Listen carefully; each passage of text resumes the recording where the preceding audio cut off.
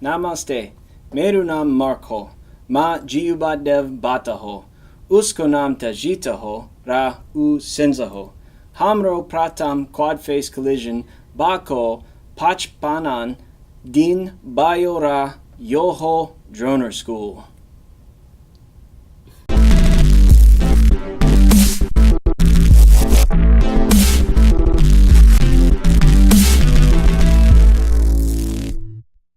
सबैलाई ड्रोनर school drone basic 101 को पहिलो भिडियोमा स्वागत छ। एउटा राम्रो पाइलटलाई आफ्नो मसिनको भित्र बाहिर दुवैको राम्रो ज्ञान हुनुपर्छ। ड्रोन्स या क्वाड मल्टिरोटर एयरक्राफ्ट आधुनिक यन्त्रको उत्कृष्ट उदाहरण हो जुन स्टेम साइन्स, टेक्नोलोजी, इन्जिनियरिङ र म्याथले गर्दा सम्भव भएको हो। क्वाड्सहरू आफैमा स्टेबल प्लेटफर्म होइन, उनीहरूलाई उड्न एकदमै फोर्स र उच्च प्रविधि चाहिन्छ। तपाईहरू इन्जिनियर हुनुहुन्छ भने तपाईहरूले ड्रोन्स अझै उच्च रूपमा बनाउन र उडाउन सक्नुहुन्छ। हाई पर्फर्मेन्स ड्रोन्स बनाउनको लागि तपाईहरूले पावर सिस्टम डिजाइन, कम्पोनेन्ट्सहरू सोल्डर गर्नदेखि मोटर्स र थ्रस्ट मिटर अनि क्वाडलाई पनि क्यालिब्रेट गर्न र प्रोग्राम कस्टमाइज गर्न आउन पर्छ।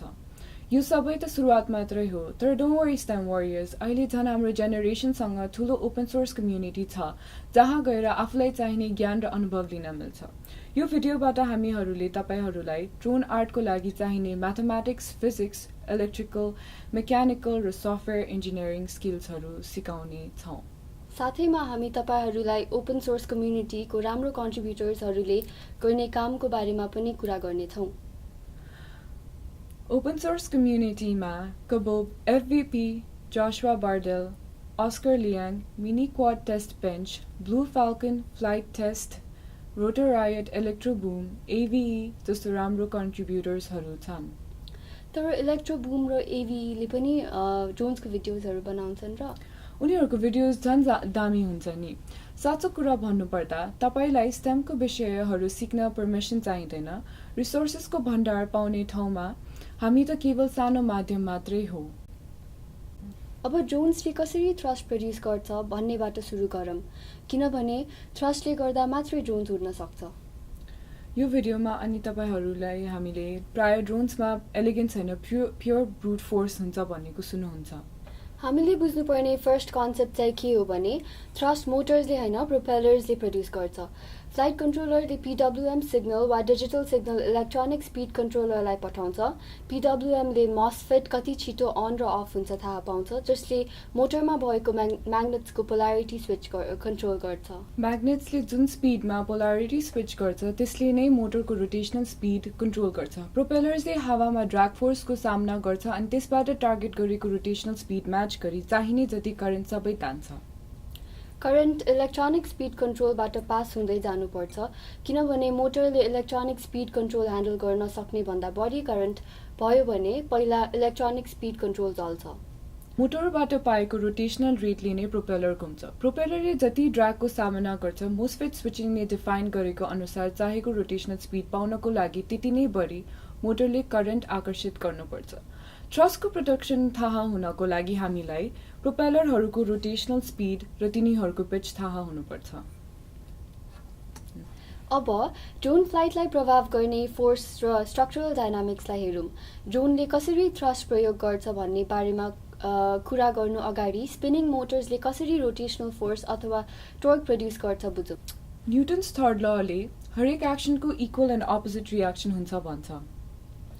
स्पिनिङ मोटर्सले रोटेसनल फोर्स अथवा टोर्क प्रड्युस गर्छ अनि जेसँग माउन्ट भएको छ त्यसमा अपोजिट फोर्स प्रड्युस गर्छ। त्यसैले स्पिनिङ फोर्स अप्लाई गर्दा प्रोपेलर एउटा दिशामा जान्छ अनि त्यसैले गर्दा अपोजिङ रोटेसनल फोर्स ड्रोनमा अप्लाई हुन्छ अनि यतातिर जान्छ। यसले धेरै असर नगरोस् भनेर दुईटा प्रोपेलर एउटा दिशामा घुम्छ अनि बाँकीको दुईटा अर्को दिशामा घुम्छ। जबसम्म एउटा दिशामा घुम्ने रोटेसनल फोर्सको सम र अर्को दिशामा घुम्ने रोटेसनल फोर्सको सम इक्वल हुन्छ, क्वाड इक्विलिब्रियममा बसिराख्छ। त्यो भनेको क्वाड दायाँ बायाँ घुमिराख्दैन। तर यदि एउटा दिशामा भएको रोटेसनल फोर्स अर्को दिशामा हुने रोटेसनल फोर्स भन्दा बढी भयो भने ड्रोन कमजोर फोर्स भएकोतिर हल्लिन्छ। त्यो भनेको बलियो फोर्सको उल्टोतिर अनस्टेबल हुन्छ। तपाईहरुले यता देख्न सक्नुहुन्छ कसरी एन्टी क्लकवाइज मोटरले क्लकवाइज मोटर भन्दा बढी टर्क प्रोड्युस गरिरहेको छ। यसैगरी एन्टी क्लकवाइज मोटरले अपोजिट क्लकवाइज टर्क प्रोड्युस गर्छ जसले गर्दा ड्रोन क्लकवाइज रोटेसनमा अनस्टेबल हुन्छ। मोड 2 ट्रान्समिटरमा यो लेफ्ट स्टिकको लेफ्ट र राइट मुभमेन्टले कन्ट्रोल गर्छ। लेफ्ट स्टिकलाई दायाँ र बायाँ चलाउँदा एउटै दिशामा स्पिन भइरहेको मोटरको थ्रटल बढ्छ जबकि अर्को दिशाको थ्रटल चाहिँ घट्छ। यसले गर्दा नै ड्रोनले एल्टिट्युड लुज नगरिकन फ्ल्याट य गर्छ। फ्ल्याट य भनेको जोन जी एक्सिसमा रोटेट हुनु हो।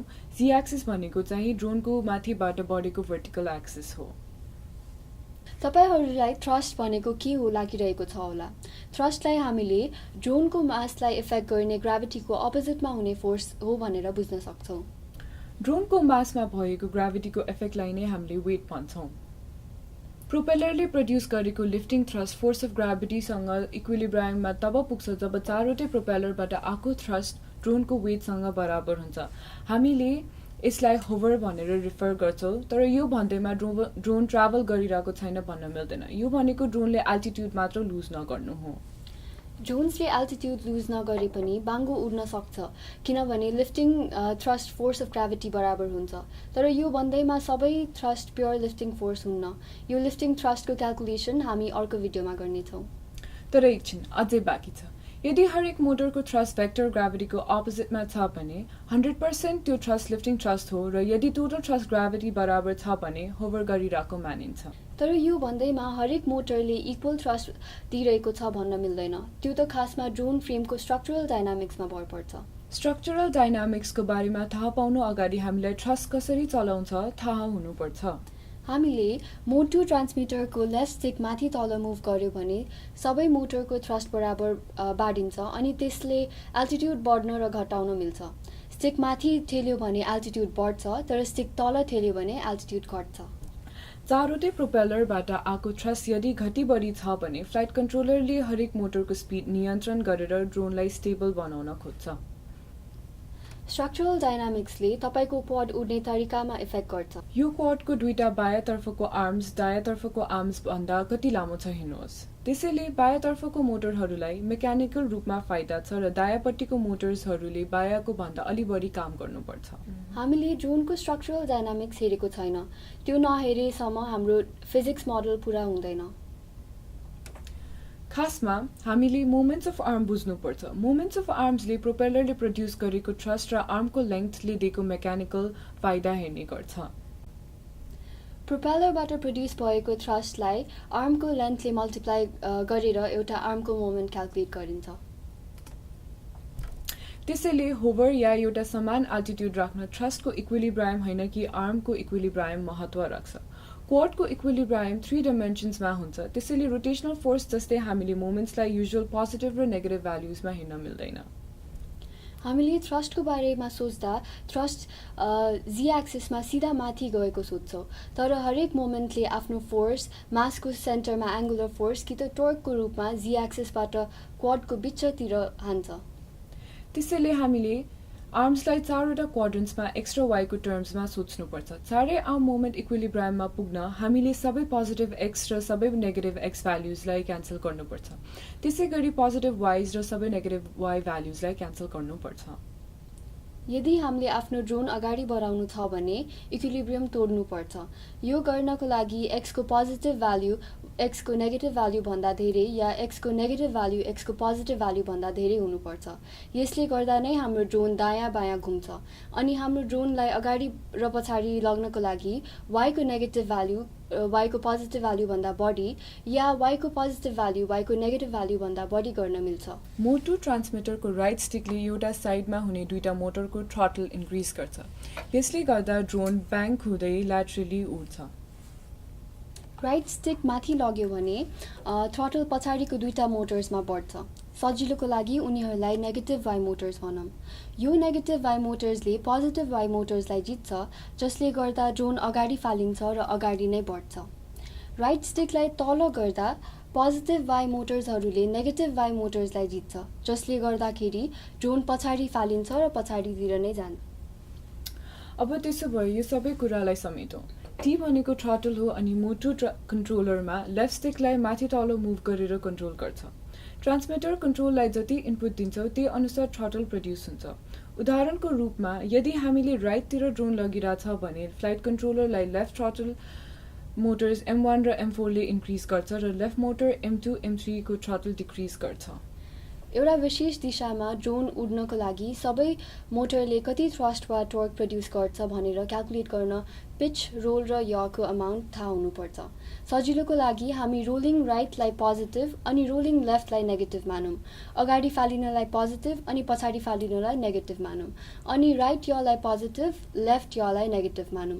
माथि भएको इक्वेसनले हरेक मोटरले कति थ्रस्ट अथवा टर्क प्रड्युस गर्नुपर्छ थाहा दिनु। भनेपछि क्वाड उडाउने भनेको फोर्स, स्ट्रक्चर र ग्राभिटीको बीचको समानताको हेरफेर गर्नु हो।